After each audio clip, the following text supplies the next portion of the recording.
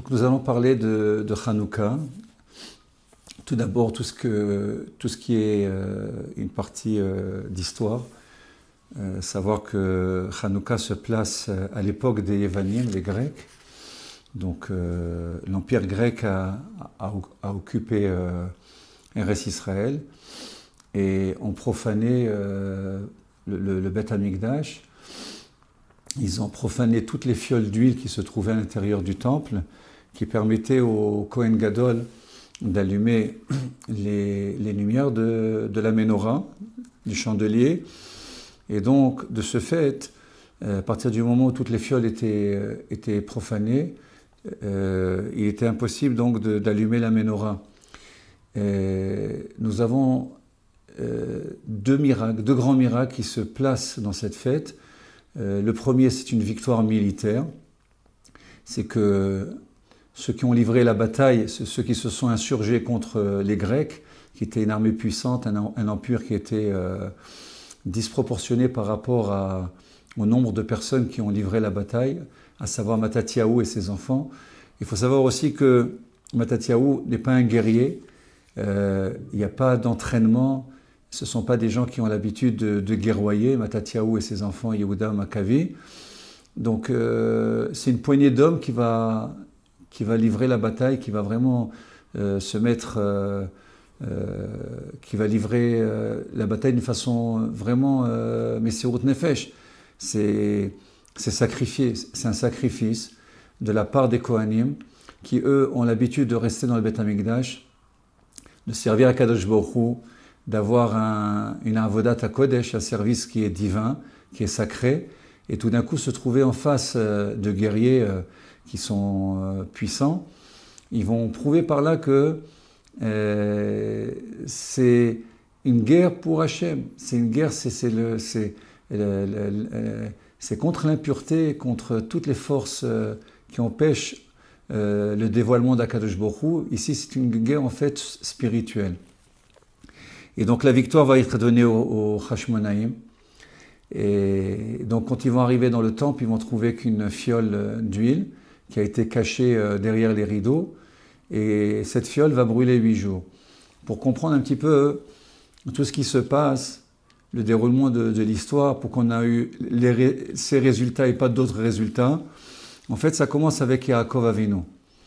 Yaakov Avinu, au moment où il va livrer bataille avec l'ange toute une nuit, qui représente la nuit d'exil, des 2000 ans d'exil de l'âme Israël.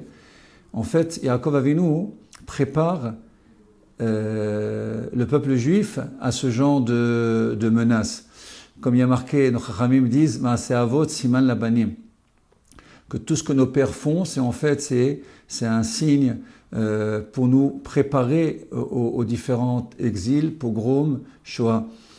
On voit que Yaakov Avinu, quand il va se retrouver seul, c'est rapporté Vaïvater Yaakov Levado, que Yaakov se retrouve seul, et un homme va livrer bataille avec lui jusqu'au matin. Mais juste avant, pourquoi il s'est retrouvé seul? Parce qu'il a dû retourner en arrière, il s'est rappelé qu'il a laissé des fioles, des petites fioles, dans lesquelles on mettait de l'huile et qui lui étaient utiles. Et voilà qu'il se met donc en danger en restant seul, parce que toute sa famille était de l'autre côté du Nahar, du fleuve. Et donc, en arrivant et en retrouvant ces fioles, c'est à ce moment-là que l'ange de Esav, le représentant spirituel de Ésaü, va se battre avec lui toute la nuit. Et toute cette nuit, en fait, Yaakov va devoir donner à Am Israël, à ses enfants, à ses petits-enfants, à sa descendance, la capacité physique et surtout spirituelle de pouvoir faire face à tous les assauts et à tous les dangers que Am Israël va devoir connaître. Roumi, c'est Édom, c'est l'Empire romain et ensuite l'Empire grec et tous les empires qui vont se succéder. Et donc c'est là que les Chachamim mettent l'accent en disant que les petites fioles pour lesquelles Yaakov a mis sa vie en danger pour les récupérer, alors qu'il était très fortuné, il n'avait pas besoin, ça valait vraiment une toute petite somme d'argent.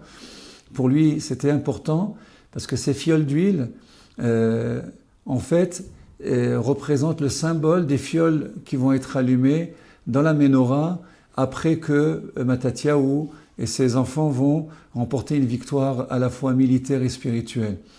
Et d'où voit-on que c'est de ça c'est de ce miracle-là qu'on parle.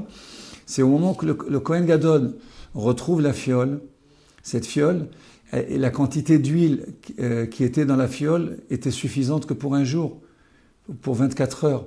Or, quand Mattatyahu a mis cette huile dans les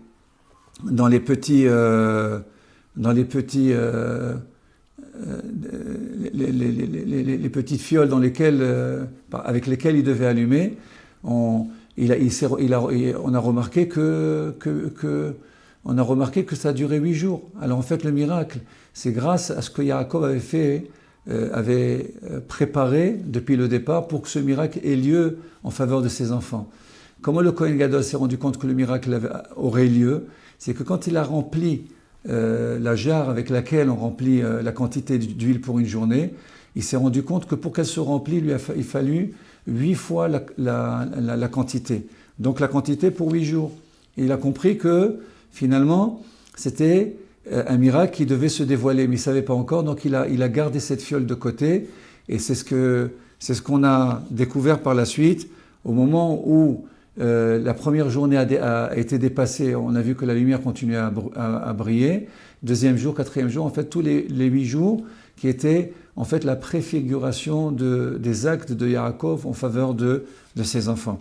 Ça, c'est le premier miracle par rapport à Maaseh Avot Siman Labanim, c'est-à-dire que nos pères nous préparent toujours, comme Abraham quand il est descendu en Égypte avec Sarah, il a préparé tout l'asservissement et la servitude qui devait avoir lieu pendant les 400 ou 430 ans d'esclavage pour ses enfants, pour que nous puissions résister à cette forme de servitude. On va voir un autre aspect de Hanouka qui est très important, c'est que on voit qu'il y a 2 fêtes qui ne sont pas mentionnées explicitement dans la Torah. C'est Purim et Hanouka. En fait, on dit, la Gemara dans Shabbat, elle dit, en fait, on peut voir une forme d'allusion par rapport à des psukim. Voyons pour Hanouka. Hanouka, si on regarde le livre de Bereshit, qui commence par la paracha de Bereshit, si on compte les 25 premiers mots depuis Bereshit bara Elokim et Hashamayim, les 25 premiers mots, on arrive le 25e, c'est Vayomer Hashem Yehi Or. Akadosh Baruch Hu dit que la lumière soit. En fait, on fait allusion à la lumière de Hanouka. C'est quoi cette lumière? Cette lumière de Hanouka, c'est la lumière originelle, nous disent nos sages. Surtout le Zohar et les Kitvei Arizal, ils disent que Akadosh Baruch Hu, quand il a créé le monde, avant la création des luminaires, la lune et le soleil qui éclairent la planète, Akadosh Baruch Hu avait déjà créé la lumière. Et donc cette lumière-là, on dit de quelle lumière il s'agit puisque les luminaires n'arrivent que le 4e jour, c'était la lumière de Gan Eden qui était la lumière éternelle qui était réservée aux tzadikim pour les Atid Labo, pour les temps futurs. Et donc, Akadosh Baruch Hu, nous dit Rashi, pour ne pas que les mécréants, les Réchaïm, ils profitent de cette lumière. Parce que les vertus de cette lumière, c'est de pouvoir voir d'un bout du monde à l'autre. C'est-à-dire que n'importe qui se concentre et cherche à voir d'un bout de la planète et de l'autre côté de la planète, il peut tout entrevoir, il suffit simplement de concentrer son esprit sur un point de la Terre et de voir tout ce qui se passe de l'autre côté de la Terre. Il n'y a aucun obstacle par rapport à l'aspect visuel. Et donc cette lumière, elle aurait pu être bénéfique pour les gens bien, les tzadikim, mais les Réchaïm l'auraient exploitée d'une façon maléfique. Et donc Akadosh Baruch Hu a craint ce profit qui n'était pas un profit pour le bien. Il a caché les Atid Labo pour les tzadikim, pour que les tzadikim puissent en profiter dans l'Olam Haemet, dans le monde futur. Mais nos sages poursuivent, notamment le Baal Shem Tov, il dit que cette lumière, en fait, elle existe. Elle est là même dans ce monde-ci, où Kadosh Baruch Hu l'a cachée dans la Torah. Kadosh Baruch Hu l'a cachée dans la Torah, que quand on étudie la Torah, le Or de la Torah, Kinir Mitzvah ve Torah Or, la Torah représente une lumière en soi, chaque hôte, chaque mot de la Torah, chaque lettre de la Torah contient une somme de lumière qui nous permet, si on se concentre et on a le mérite d'étudier avec Havana, avec une attention sincère, de pouvoir dévoiler des secrets de la Torah. Et même les tzadikim, en fait, quand on vient leur poser des questions, ils regardent, ils ont toujours un livre de Torah à côté d'eux, ils regardent, et en regardant l'intérieur des lettres de la Torah, ils peuvent déjà dévoiler à la personne les choses cachées, les choses ésotériques de la Torah, et même leur révéler le futur de chaque événement. Donc cette lumière est cachée dans la Torah. Comme on vient de le voir, si on regarde les 25 premiers mots de la Torah, on arrive à Yeyor, que la lumière soit. Et pourquoi on dit ça? Parce que la fête de Hanouka s'inscrit le 25e jour du mois de Kislev. Donc si on regarde le 25e jour de Kislev, donc on dit que c'est Hanouka. Hanouka, c'est la fête des Lumières. Donc où fait-on allusion à Hanouka dans la Torah, bien que ce n'est pas explicite? C'est dans les 25 premiers mots de la création, où déjà Akadosh Baruch Hu a intégré dans le programme des temps futurs qu'il y aurait cette bataille entre le bien et le mal, entre Am Israël et l'hellénisme, qui représentait la philosophie grecque, entre la lumière et les ténèbres. Et donc, déjà, Akadosh Baruch Hu nous a garanti cette victoire à partir du moment où on étudie la Torah. Maintenant, comment sait-on que la victoire revient de droit au Hashmonaïm et pas à une autre partie du peuple? On aurait pu éventuellement envisager que d'autres, des guerriers, des gens qui étaient préparés à la guerre, des gens qui s'entraînaient tous les jours, pourquoi juste les Hashmonaïm, ceux qui servaient dans le Beth Amikdash? Alors si on regarde dans la paracha de Matot Massé, dans Massé, où on parle de toutes les pérégrinations, tous les déplacements des Juifs dans le désert, la 25e étape, depuis la sortie d'Égypte, si on compte chaque étape, Vaïsou Misukot, Vaïchanou Be'etam, Vaïsou, chaque fois ils se sont déplacés d'un endroit à l'autre, et chaque étape c'était un endroit où les nuées de gloire s'arrêtaient, le peuple juif était obligé de camper, et donc le 25e campement, on l'appelle Hashmona. C'est pas fortuit, Hashmona, ça veut dire que déjà la Torah elle a dit que ça serait les Kohanim, notamment Mattatyahu et ses enfants, qui allaient livrer bataille contre tous ceux qui s'opposaient à l'étude de la Torah, à la pérennité de la Torah et à Israël, qui est en fait celui qui est comme un phare au milieu des océans, projette sa lumière au niveau des océans au moment où tous les bateaux sont censés traverser les océans. Les bateaux, c'est le symbole des nations. Les océans, c'est toute la vie jusqu'à Mashiach. Et le phare, c'est Israël avec la lumière de la Torah. On est censé éclairer de la lumière de la Torah, éclairer les nations, éclairer le monde. Et les galotes et la couteau et dvar, comme dit le Ramchal, Rabbi Chaim Losato, il dit que tout le but de la création, c'est de déclarer au monde, de dévoiler la présence de Dieu dans le monde, parce que si ce n'est Israël, les nations sont tout à fait agnostiques, tout à fait athées, et il y a un refus systématique d'Akadosh Baruch Hu. Pourquoi? Par rapport à la Torah, qui est en fait l'application même de la volonté d'Hachem à travers les mitzvot et les masim tovim. Donc on vient d'expliquer à peu près où on fait allusion de Hanouka au niveau de la Torah, puisque ce n'est pas dit explicitement. Il y a un autre commentaire qui dit que Purim comme Hanouka sont les deux fêtes qui vont rester après que Mashiach va se dévoiler, et que les autres fêtes comme Pessah, Shavuot, Sukkot, les Shalosh Regalim, disparaîtront. C'est pas disparaîtront d'une façon officielle, ça veut dire ce qu'elles représentent, l'enseignement et la valeur, les concepts qu'on dégage de chaque fête, ils seront complètement caducs par rapport à Purim Hanouka. Alors qu'est-ce qu'on apprend de Purim Hanouka? En fait, c'est l'enseignement que tout être a un corps et une âme. Sans le corps, l'âme ne peut pas se manifester et accomplir les mitzvot dans ce monde, puisque pour mettre les tefilines, il faut un corps, pour manger kasher, il faut un corps, pour pouvoir accomplir un certain nombre de mitzvot, il faut le corps. Mais sans la neshama, sans l'âme, le corps ne peut pas se mouvoir, il n'y a aucune vitalité, il n'y a aucune possibilité de pouvoir vivre et pouvoir appliquer les mitzvot. Donc on voit, le gouf et la neshama sont interdépendants et complémentaires, et donc le corps comme l'âme, chacun a un rôle important pour pouvoir accomplir la volonté d'Hachem à travers la Torah. Et on dit que par exemple, Purim représente le corps de Ham Israël, oui, et Hanouka représente l'âme de Ham Israël.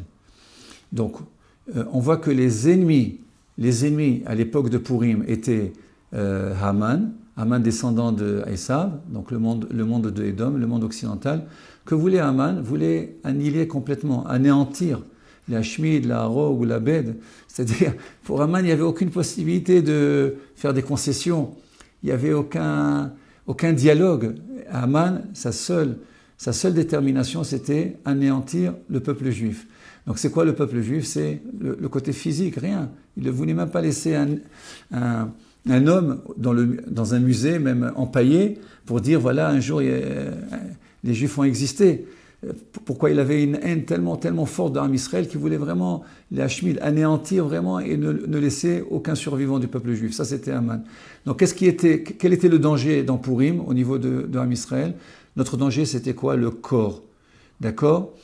Et à Hanouka, c'est quoi le danger? Si on regarde bien l'histoire, c'est qu'Antiochus Épiphane, il ne cherche pas du tout à anéantir, ni à annihiler, ni à détruire.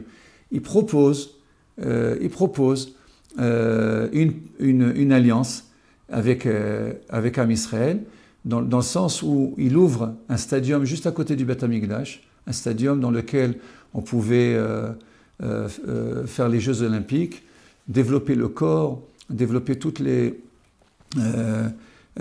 forces physiques. C'est-à-dire, en fait, il voulait renforcer le corps au détriment de l'âme et donner la possibilité à chaque juif de pouvoir s'émanciper, de pouvoir s'assimiler. Et il a même proposé, il a dit, on va faire un mariage, l'hellénisme avec le judaïsme, et ça formera un peuple très fort, très puissant. Et comme ce sage, ce Tana, à qui on avait posé cette question, est-ce qu'on peut éventuellement envisager une symbiose, une osmose entre Israël et la Grèce? Et ce sage a répondu, c'est comme si vous mélangez l'ânesse avec le cheval, et donc c'est un croisement. Le produit de ce croisement, c'est le mulet. Le mulet étant un animal stérile et très beau, très robuste de par sa constitution, mais malheureusement il n'y a pas de continuité, il n'y a pas de pérennité. Donc le danger de l'hellénisme, c'est-à-dire la philosophie dans laquelle se trouvait Am Israël à cette époque, la philosophie grecque, proposait à Am Israël de se marier avec la Grèce, c'est d'épouser pratiquement toutes les doctrines grecques, et de ce fait, à long terme, c'était une façon de complètement annuler le peuple juif, d'une façon spirituelle. Donc le danger à l'époque de Hanouka, c'est le danger qui menaçait l'âme. Le danger qui menaçait Purim, c'était le physique. Haman voulait détruire. Et si on regarde en fait les halakhot qui ont été établis entre Purim et Hanouka, c'est qu'à Purim on doit beaucoup manger, c'est le festin. Donc c'est pour renforcer le corps qui était menacé. Et si on regarde à Hanouka, il n'y a pas de mitzvah de festin. Par contre, tout tourne autour, tout est centré sur l'allumage. L'allumage, c'est spirituel, c'est des kiner mizav et Torah or. La lumière, c'est quelque chose qui est très spirituel, qu'on ne peut pas toucher. On sent la lueur, on voit la lueur et on sent la chaleur. C'est comme l'âme, on sent qu'elle est présente à l'intérieur du corps. Mais qu'est-ce qu'il voulait? C'était complètement éteindre l'âme, c'est-à-dire la lumière qui anime le peuple juif, et en le séduisant par des séductions. Cette séduction, c'est-à-dire, on ne cherche pas du tout, au contraire, on veut vivre ensemble, on veut établir des alliances ensemble et se développer. Et vous verrez que le progrès de deux philosophies qui se rencontrent, on pourra arriver à une ethnie très forte et très puissante que le monde n'aura jamais connue. Mais en fait, c'était une séduction qui était très menaçante, et c'est ce que Mattatyahu et ses enfants ont vu. Et là, en voyant que c'était l'extinction de Am Israël, plus que Purim. Pour Purim, c'est encore le corps qui est menacé, mais au-delà, si un homme est tué par un goy, mais il a encore Olam Haba, il y a encore son âme qui peut continuer dans l'Olam Haba et occuper une place en tant que martyr, en tant que Kiddush Hashem. Il peut trouver une place vraiment privilégiée comme Rabbi Akiva, comme tous ceux qui ont été les martyrs de l'histoire juive. Mais son âme continuait à se perdurer, à se continuer au-delà du temps et de l'espace. Alors que la menace grecque était beaucoup plus dangereuse. Parce que c'était, quelque part, enlever tout espoir de Ham Israël de pouvoir continuer ici, en s'assimilant, et au-delà, c'est-à-dire complètement déraciner l'âme du peuple juif par rapport au corps.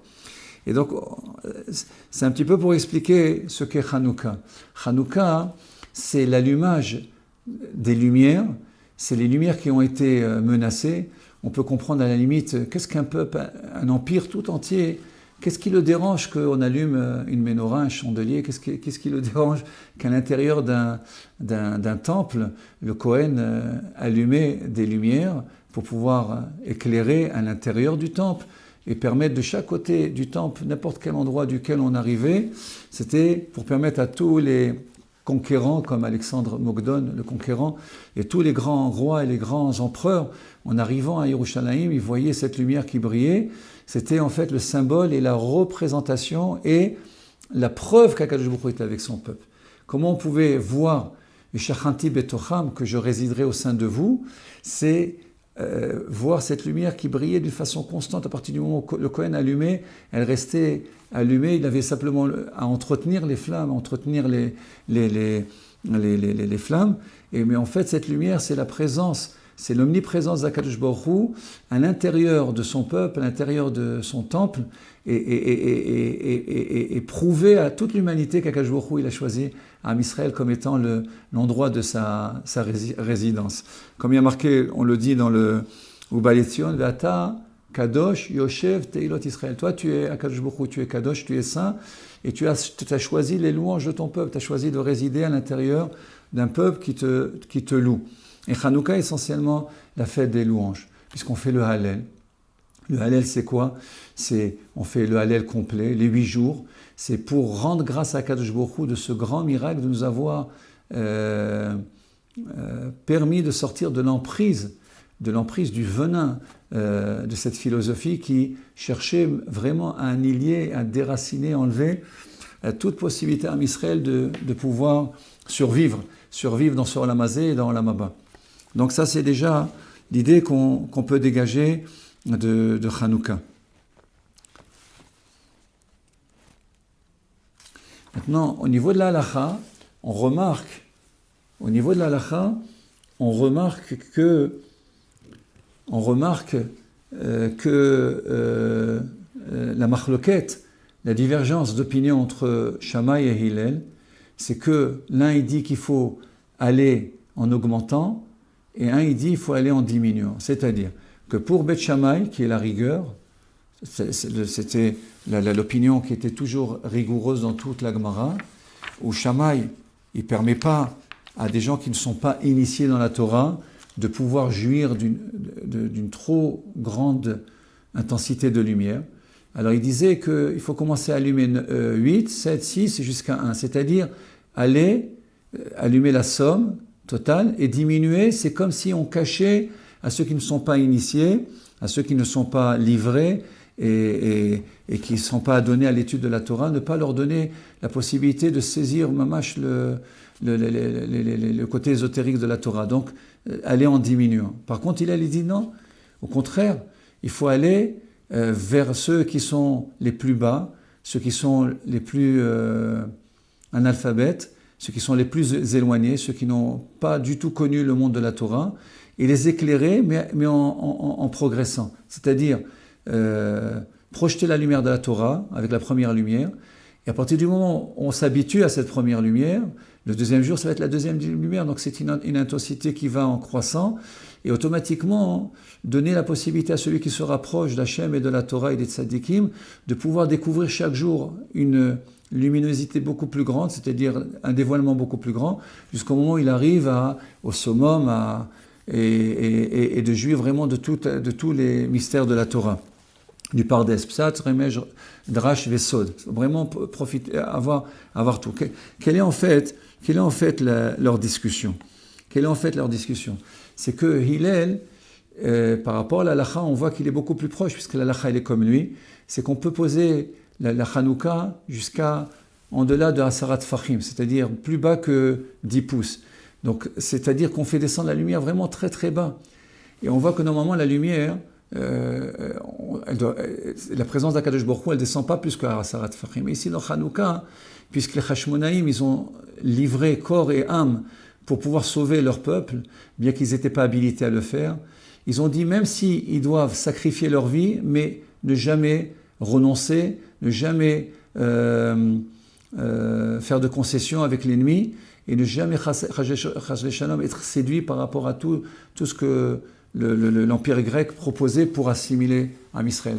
C'est cette séduction, c'est le sport, c'est la culture, c'est la musique, c'est tout ce qu'on peut voir aujourd'hui de nos jours, qu'il y a tellement de choses qui nous pitouillent, qui viennent nous appâter.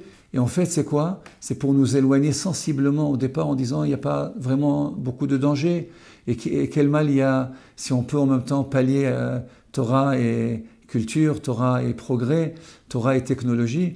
Mais on voit qu'en fait, en fin de compte, cet empire qui était la philosophie de Socrate, d'Aristote, de tous ces grands penseurs grecs, c'était séduire par la parole, par la pensée, et progressivement amener le juif à être battel, à étudier moins la Torah, et le fait d'être constamment adonné au sport, on ne prend pas ici le sport comme étant comme un moyen de distraction ou de pouvoir faire du sport pour la brioute, pour la santé, mais là-bas le sport était comme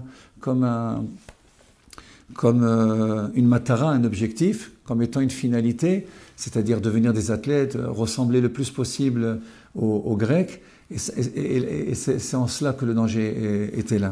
Donc, Hillel, qui était Rahman, qui avait beaucoup de rachamanout, beaucoup de compassion et de pitié pour son peuple, il a statué que la lumière de Hanouka, la lumière qu'on allume à Hanouka, elle peut descendre véritablement et elle peut ramener Mamash, celui qui est le plus éloigné, et arriver au 8e jour, vraiment, non seulement le sortir de son carcan, sortir de son dimayon, de son imaginaire et de toutes les passions et les fantasmes dans lesquels il s'est enlisé, et lui permet de sortir et de pouvoir goûter à la saveur, la splendeur et la beauté de la Torah.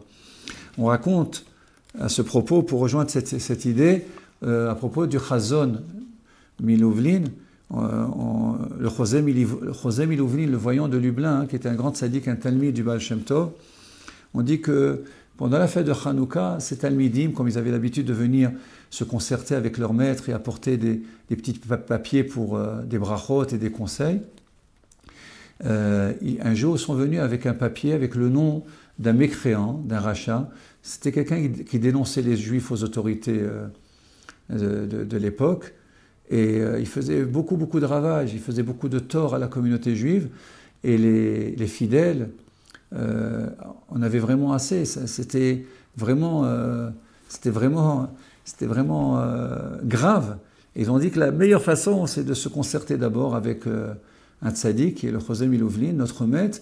Et lui, en voyant le nom, c'est sûr qu'il va se rendre compte tout de suite du mal et de tous les dénonciations que cet homme fait aux autorités et le mal qu'il fait à la communauté, et donc automatiquement il va intervenir. Et comme on dit dans notre prière, la machinim et la minim altei tikva, c'est lui enlever tout espoir de pouvoir renouveler ses mauvaises intentions, et ils attendaient de la part de leur maître de lui enlever toute crédibilité et déjouer tous ses plans.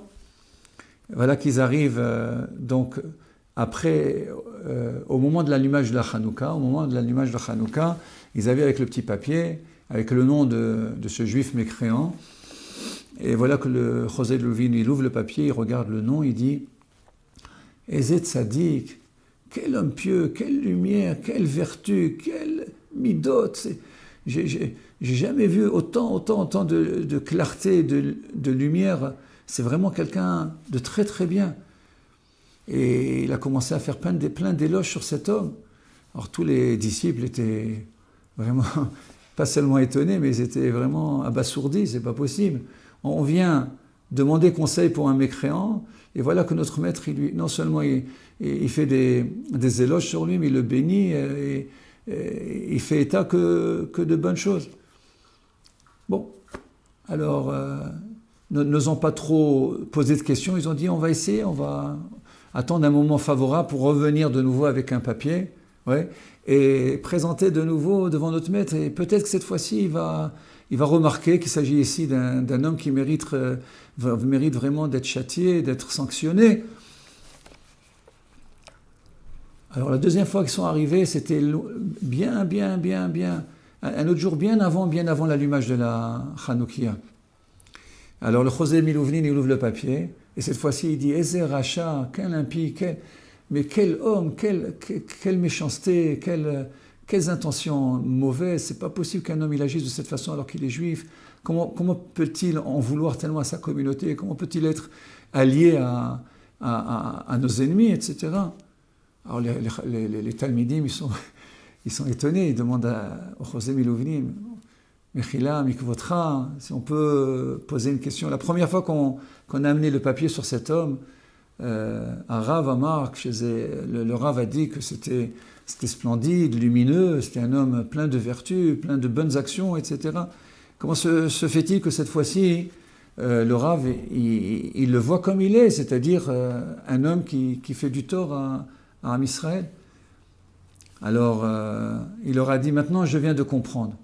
On m'a éclipsé, la première fois que j'ai vu le papier, on m'a pas montré en fin de compte de qui il s'agissait. Pourquoi? Parce que c'était le moment où cet homme-là allumait les lumières de la Hanouka. Bien qu'il était mauvais, mais il avait quand même un minhag. Comme certains juifs, il y a toujours une mitzvah qu'on tient à cœur, qu'on réalise, qu'on raffine tout le temps. Il y a toujours une mitzvah qui tient à cœur à un juif, même si dans son comportement moral, des fois, il est exécrable. Et donc cet homme-là, il s'appliquait à allumer les néros de Hanouka. Et au moment où il a allumé les néros de Hanouka, c'est le moment où vous m'avez amené le papier. Et la lumière de Hanouka qui venait d'allumer, en fin de compte, c'est là on voit la vertu de la lumière de Hanouka, c'est-à-dire la victoire de la lumière sur les ténèbres, la victoire de la lumière sur les ténèbres. Donc c'est que du bien, que du bien. Et donc ça peut amener un homme amash au plus bas du sol, le ramener à briller autant que le Kohen Gadol quand il est dans l'Ifnaï Velifnim, quand il rentre le jour de Yom Kippour dans le Saint des Saints pour obtenir le pardon d'Am Israël. Donc on n'a aucune idée de ce qu'on représente le moment où on allume les lumières. C'est quoi cette lumière? On dit comme il y a en fait 36 bougies, en fait en tout avec le Shamash il y en a 44, mais 36 qu'on allume réellement, c'est-à-dire de 1 à 8, si on multiplie par 8 jours, on obtient 36, ça correspond au Lamed Vav Tzadikim, les 36 Tzadikim qui sont là pour protéger chaque génération. On dit qu'il y a Lamed Vav Tzadikim qui sont là pour protéger chaque génération par rapport à des pogroms, par rapport à des xérotes, des décrets néfastes. Et on dit qu'au moment où un juif il allume la lumière de Hanouka, et on attend à peu près une demi-heure, et on étudie un peu la Torah, on discute avec les enfants, on raconte les histoires des tzadikim, on essaie de profiter le plus de l'éclat de ces lumières et ne pas s'adonner à autre chose pendant au moins la première demi-heure, parce que la lumière qui brille pendant ces 8 jours et pendant la première demi-heure, c'est la lumière originelle. C'est la lumière qu'Akadosh Baruch Hu il a créée avant la création de la lune et du soleil. Et cette lumière, c'est cette lumière qu'Akadosh Baruch Hu réserve les Atid Lavo pour le monde futur, pour les tzadikim. Donc, on a ce bénéfice tous les 8 jours de Hanouka, de pouvoir baigner dans une lumière qui est exceptionnelle, qui est incommensurable, qui dépasse pratiquement tout l'entendement. Et c'est à ce moment-là, Chachamim nous disent que si on étudie la Torah, alors on peut être illuminé, on peut être inspiré, on peut arriver à faire des chidushim, à sortir vraiment des enseignements nouveaux. Et aussi, on peut arriver à exceller par rapport à nos midot. Comme dans ce conte-là, on voit que cet homme, il était vraiment mauvais, mais au moment où il allumait, toute son âme brillait, elle s'illuminait, et ça repoussait pratiquement tout le mal et toute l'obscurité qui est autour de lui. Donc là, on a expliqué un petit peu le bienfait de l'allumage.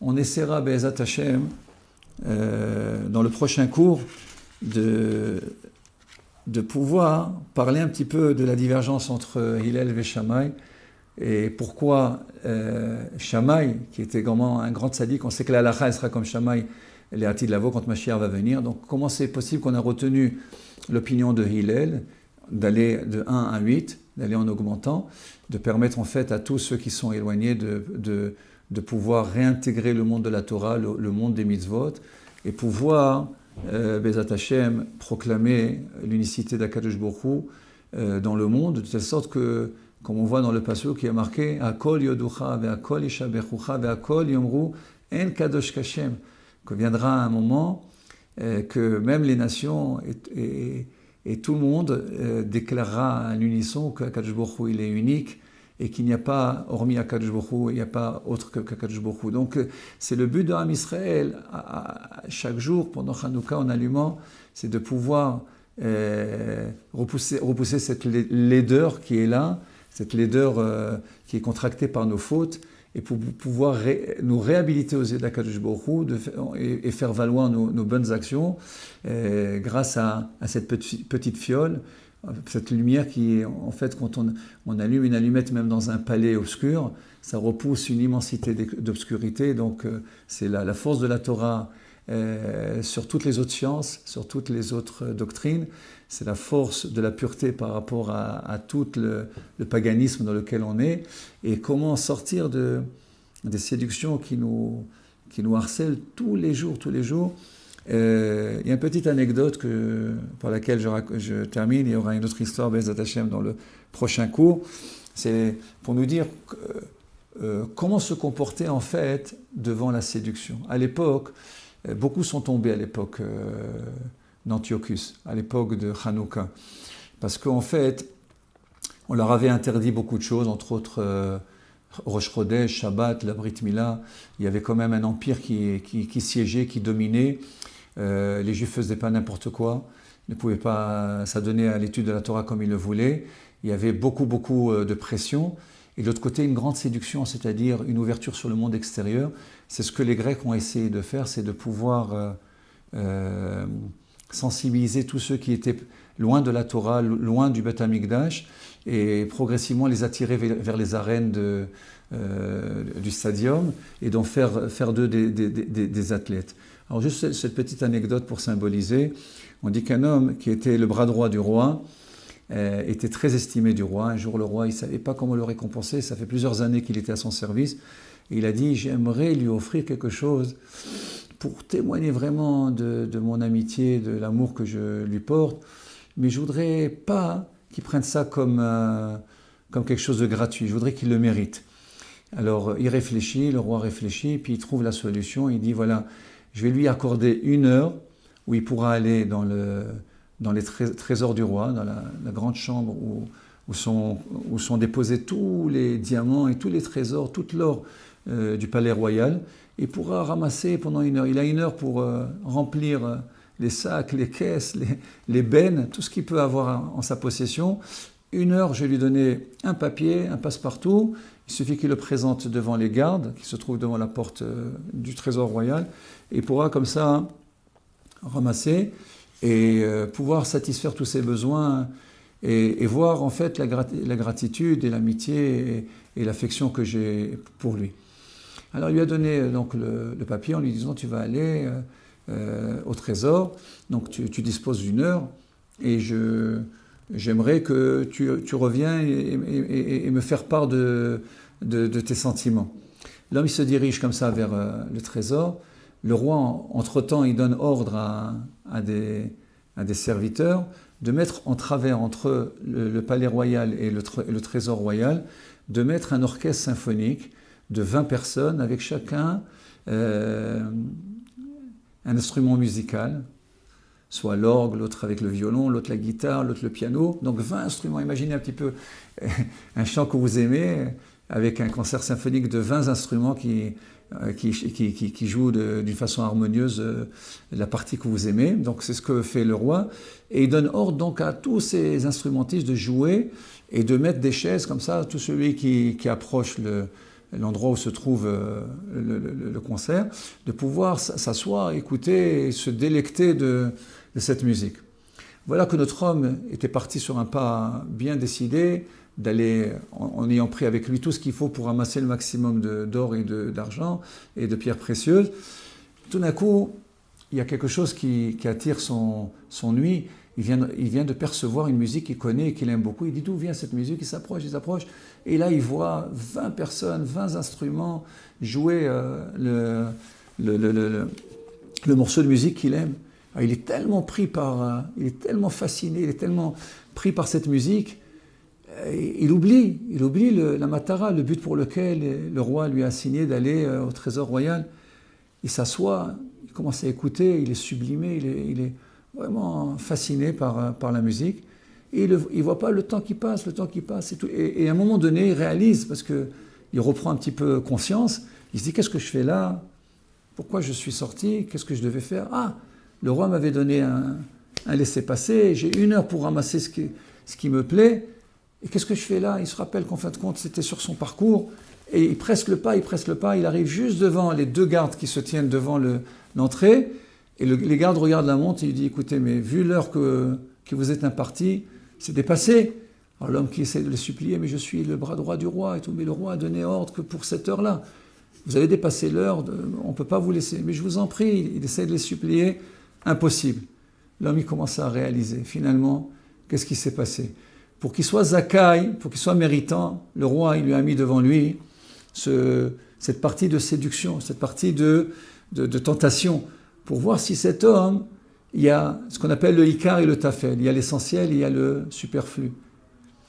Et si cet homme avait vraiment réfléchi, au moment où il passait devant le concert symphonique, s'il savait que le but, en fait, pourquoi il est là, c'est d'aller d'abord remplir le maximum de trésors, et après il aurait pu revenir sur sa route et se délecter, et écouter et sublimer, et mieux que ça, avec tout l'argent et tout l'or qu'il avait, il aurait pu se payer autant d'orchestres et autant de musique et autant de plaisir, mais toujours dans le cadre qui lui était imparti. De là, ça c'est le Moussa, c'est quoi le Nimshal, à quoi c'est comparé? Kadosh Baruch Hu nous met dans un monde qui est merveilleux, qui est sublime, avec toutes sortes de choses qui sont la nature, les sciences, les plaisirs de ce monde. Mais si on prend conscience que tout ça, c'est pour tout la Torah et l'utilité, c'est de mettre le progrès au service de la Torah.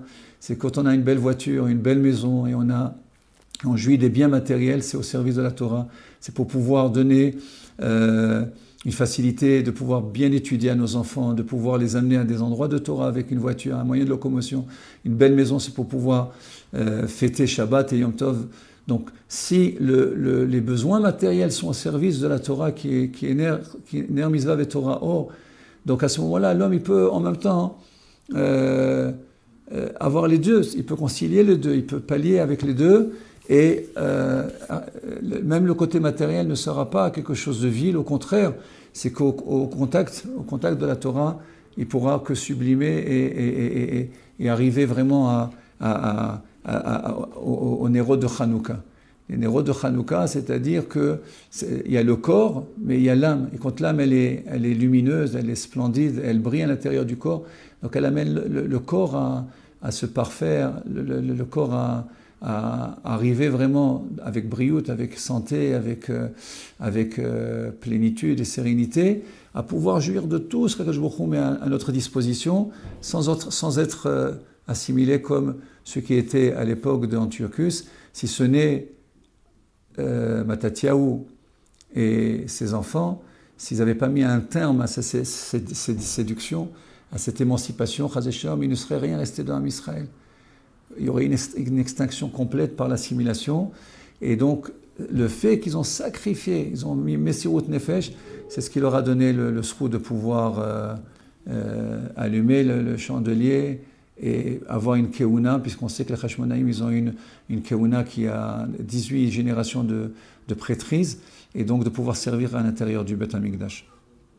Espérons un Hanouka plein de lumière, plein de splendeur et plein de réussite pour le clan d'Israël avec Besorot Tovot, Bezat Hashem, et une Geoula Krouva. Amen.